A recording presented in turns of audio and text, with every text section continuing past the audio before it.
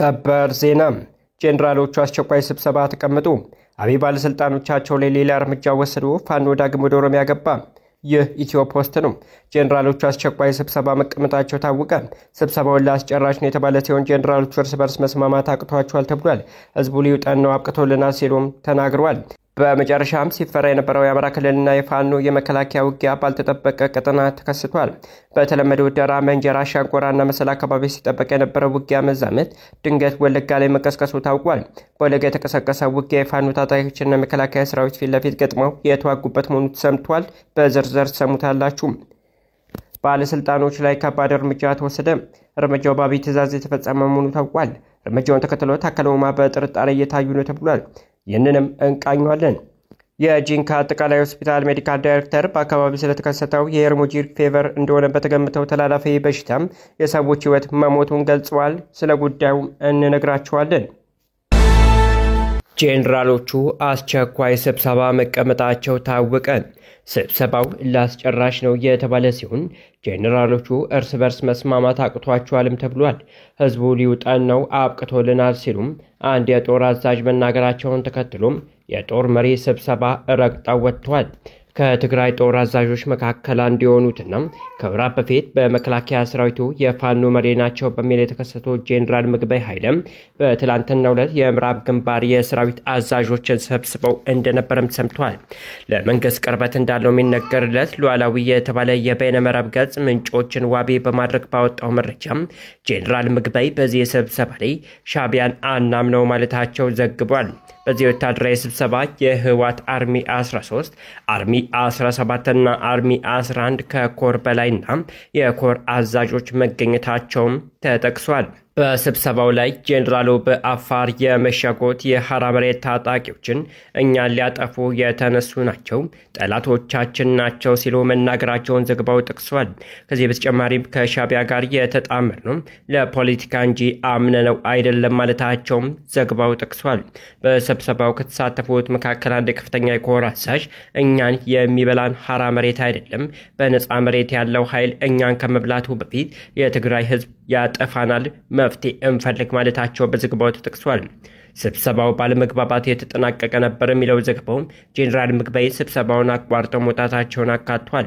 ይህ በእንዲህ እንዳለ በሌተና ጄኔራል ታደሰ ወረደ የሚመራው የክልሉ ጊዜያዊ አስተዳደር ዛሬ ባወጣው መግለጫም የትግራይ ህዝብ ባለፉት 100 ዓመታት ተደጋጋሚ የወረራ ጦርነቶችን ማስተናገዱን ተከትሎም ህዝቡ በህዝብና በንብረት ላይ ከፍተኛ ኪሳራ እንደደረሰበት ይታወቃል። በእነዚህም ህዝቡ ለማህበራዊ፣ ኢኮኖሚያዊ፣ ስነልቦናዊ ቀውሶች መጋለጡንም ተናግሯል። በእነዚህ ወቅቶች ውስጣዊ ችግሮች ሲያጋጥሙ ማየት የተለመደ መሆኑን የጠቀሰው መግለጫው በቅርብ ጊዜ ወዲህም በአንዳንድ ነጋዴዎች እየተፈጠረ ያለው ጉዳይ እንደምሳሌ አንስቷል።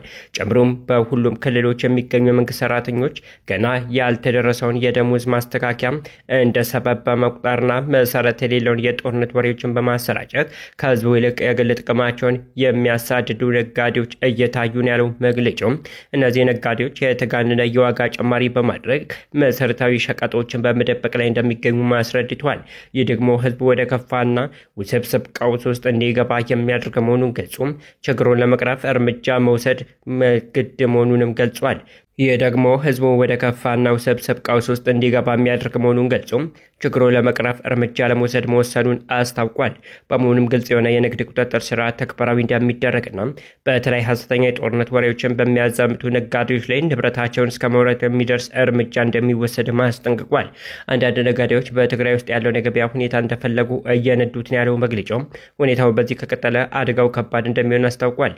በዚህ ጉዳይ ላይ የሚወሰደውን የዲሲፕሊን እርምጃ በተመለከተም ለህዝቡ ወቅታዊ መረጃ እንደሚሰጥ ጨምሮ መግለጻቸው ታውቋል። በህገወጥ ማዳበሪያ ግዢና ስርጭት የተሳተፉ ግለሰቦች የህግ ተጠያቂ እንዲሆኑ መደረጋቸው ተገለጸ። ሀገር ውስጥ የሚገባውን የአፋር ማዳበሪያ በመጠቀም የጥራት ደረጃ ለማስገባት እንቅፋት ፈጥረው የነበሩ በህገወጥ ስርጭት ተሰማርተው የነበሩ ግለሰቦች የህግ ተጠያቂ እንዲሆኑ መደረጋቸው የግብርና ሚኒስቴር አስታወቀ። ሚኒስትሩ ይህን ያስታወቁት የህዝብ ተወካዮች ምክር ቤት የግብርና ጉዳዮች ቋሚ ኮሚቴ ህዳር 2 2018 ዓ.ም የግብርና ሚኒስቴር ተጠሪ ተቋማትን የ2018 በጀት ዓመት እቅድ የአንደኛ ሩብ ዓመት አፈጻጸም ሲገመግም ነው። በመድረኩ የተገኙትና የ2018-19 የምርት ዘመን ማዳበሪያ አቅርቦት እቅዱን አስመልክቶ በቋሚ ኮሚቴው ለቀረበው ጥያቄ ምላሽ የሰጡት የግብርና ሚኒስትር ዴኤታ ሶፊያ ካሳም በ2019 ዓ.ም የምርት ዘመን የአፈር ማዳበሪያን አቅርቦትን በሚመለከት ሚኒስትሩ እያደረገ ያለውን ዝግጅት በመግለጽ ምላሽ ሲሰጡ ከዚህ ቀደም በማዳበሪያ ስርጭትና የሀገሪቱን ስታንዳርድ የማያሟላ ጥረት ያለው ማዳበሪያ ወደ ሀገር ውስጥ ከማስገባት ጋር ተያይዘው ችግሮች ማጋጠማቸውን ተናግረዋል። በተደረገው ርብርብ ችግሩ በተፈጠረው ግለሰብ ላይ ተገቢውን እርምጃ መውሰዱን ገልጿል። ኢትዮጵያ የራሷ ስታንዳርድ እንዳላትና በደረጃዎች ኢንስቲትዩት እንደሚሰጥ በግብርና ሚኒስቴር ተመራማሪዎች ጭምር የሚረጋገጥ መሆኑን አስታውቋል። ከዚህ ውጭ በህገወጥ መንገድ ማዳበሪያ ግዢና ስርጭት ላይ ተሰማርተው ከነበሩ የተወሰኑ የህግ ተጠያቂነት እንዲሆኑ ተደርገዋል። በዘንድሮ የምርት ዓመት 22.9 ሚሊዮን ኩንታል በአፈር ማዳበሪያ ለማቅረብ መታቀዱን ለዚህም 1.6 ቢሊዮን ዶላር በእቅድ መያዙንና በብሔራዊ ባንክ 1.2 ቢሊዮን ዶላር መፈቀዱንም ገልጸዋል። ሚኒስትሩ ሪፖርቱ እስካቀረበበት ጊዜ ድረስ 5.4 ሚሊዮን ኩንታል የዳፕና የዩሪያ ማዳበሪያ ግዢ መፈጸሙን የመጀመሪያውን የዳፕ ማዳበሪያ የጫነ መርከብ ህዳር 8 2018 ዓ.ም ወደብ እንደሚደርስ አስረድቷል። የግብርና ሚኒስትሩ አዲሱ አረጋ በበኩላቸው ከዚህ ቀደም ከነበሩ ተሞክሮች ትምህርት መውሰዱን ገልጸው የማዳበሪያ ህገወጥ ንግድ ለመቆጣጠር የተጀመሩ ስራዎች ተጠናክረው እንደሚቀጥሉ ውጤታማ ለማድረግም ሽያጩን ዲጂታል ለማድረግ እየሰሩ መሆኑን ገልጸዋል። በኦሮሚያ ክልል ባለፉት 3 ዓመታት ተሞክሮ ውጤታማ መሆኑን በቀጣይ በሁሉም ክልሎች ተግባራዊ ለማድረግ ይሰራልን ብለዋል። የሚኒስትሩ የሩብ ዓመት አፈጻጸም ሲገልጹም 98 ሚሊዮን ኩንታል ምርት ለማግኘት ታቅዶ 78 ሚሊዮን ኩንታል ምርት መገኘቱንና አፈጻጸሙ ዝቅ ያለበት ምክንያት በደቡብ በአማራና በትግራይ ክልሎች ዝናብ ዘግይቶ መጀመሩ ነው ብለዋል። የሻይ ምርት አፈጻጸም 47 በመቶ እንደሆነና ለአፈጻጸሙ ዝቅተኛ መሆኑ ምክንያቱ በኦሮሚያ በደቡብ ምዕራብና በሌሎች ክልሎች የሚገኙ የሻይ ማሳዎች ምርቶች ለውጭ ገበያ ከማቅረብ ይልቅ ለችግኝ ዝግጅት ስለተጠቀሙበት ነው ተብሏል። በመጨረሻም ሲፈራ የነበረው የአማራ ክልሉ የፋኖና የመከላከያ ውጊያ ወደ ኦሮሚያ ክልል ተስፋፍቷል። በተለመደው ደራ፣ መንጀራ፣ ሻንኮራና መሰል አካባቢ ሲጠበቅ የነበረው ውጊያ መዛመት ድንገት ወለጋ ላይ መቀስቀሱ ታውቋል። በወለጋ የተቀሰቀሰው ውጊያ የፋኖ ታጣቂዎችና መከላከያ ሰራዊቱ ፊት ለፊት ገጥመው የተዋጉበት መሆኑ ተሰምቷል።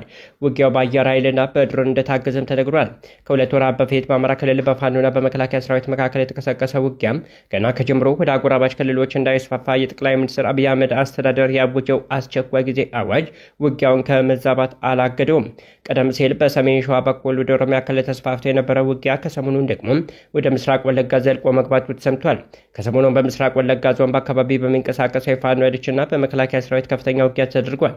አካባቢው ከአማራ ክልል የሚዋሰንና በርካታ የአማራ ክልል ተወላጆች የሚኖሩበት መሆኑ ነው የተገለጸው።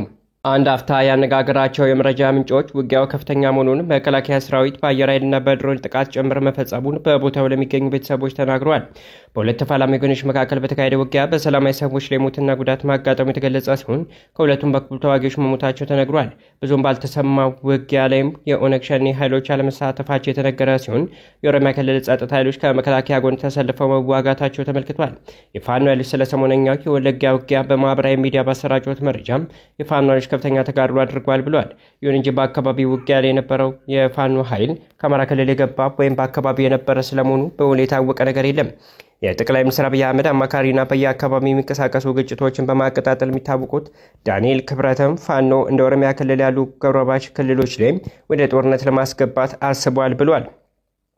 ይህ በእንዲህ እንዳለ በመንግስት ኃይሎችና የፋኖ ታጣቂዎች ዳግም ግጭት መፈጠሩንም ነው የተናገሩት። በአማራ ክልል በሰሜን ወሎ ዞን ቆቦ ወረዳ ባለፈው ማክሰኞ በመንግስት የጸጥታ ኃይሎችና በፋኖ ቡድን ታጣቂዎች መካከል በድጋሚ ባገረሻው ግጭት የሰዎች ሕይወት እንዳለፈ ተሰምቷል። የአካባቢው የዓይን እማኞች ለአሜሪካ ድምፅ እንደገለጹት ግጭቱን ተከትሎ ከትላንት በስቲያ ቅዳሜ ጀምሮ የንግድ ቤቶች፣ የመንግስት መስሪያ ቤቶች እስከ ትናንት ሰኞ ድረስ እንደተዘጉ ናቸው። በሌላ በኩል በክልሉ በምዕራብ ምስራቅ ጎጃም ዞኖች በመንግስት የጸጥታ ኃይሎችና በፋኖ ቡድን ታጣቂዎች መካከል በቀጠለው ግጭት ተቋርጦ የነበሩ የስልክ አገልግሎቶች ካለፈው ቅዳሜ እኩለ ሌሊት ጀምሮ እንደተከፈቱ የአካባቢው ነዋሪዎች ተናግረዋል። የስልክ አገልግሎቱ ለ3 ሳምንታት ተቋርጦ እንደቆየ የገለጹት ነዋሪዎቹ በከተማዎች ከባለ 3 እግር ባጃጅ ውጭ የታክሲም ሆነ የአገር አቋራጭ ትራንስፖርት እንዳልተጀመረ ገልጸዋል። የጂንካ አጠቃላይ ሆስፒታል ሜዲካል ዳይሬክተር በአካባቢው ስለተከሰተው የሄርሞጂክ ፌቨር እንደሆነ በተገመተው ተላላፊ በሽታ ሰዎች መሞታቸውን ገልጸዋል። ዋዜማ በደቡብ ክልል ጤና ቢሮና ከክልሉ ምንጮች እንደተሰማቸው የጂንካ አጠቃላይ ሆስፒታል ሜዲካል ዳይሬክተር ዶክተር ቢኒያም አስራት ለአንድ ዓለም አቀፍ ሚዲያ የሄሞሬጂክ ፌቨር እንደሆነ በተገመተው በሽታ ሳቢያም ሐኪሞችን ጨምሮ በርካታ ሰዎች መሞታቸውን ተናግረዋል።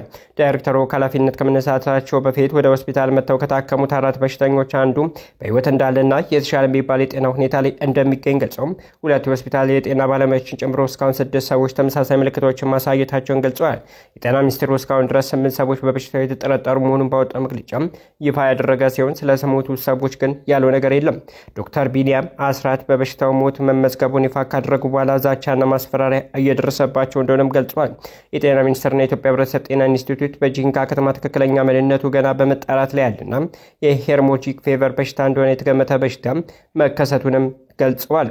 የዓለም ጤና ድርጅት በሽታው ምንነትን እስካሁን ድረስ አለመታወቁን ምርመራም እየተደረገ መሆኑን ገልጸዋል።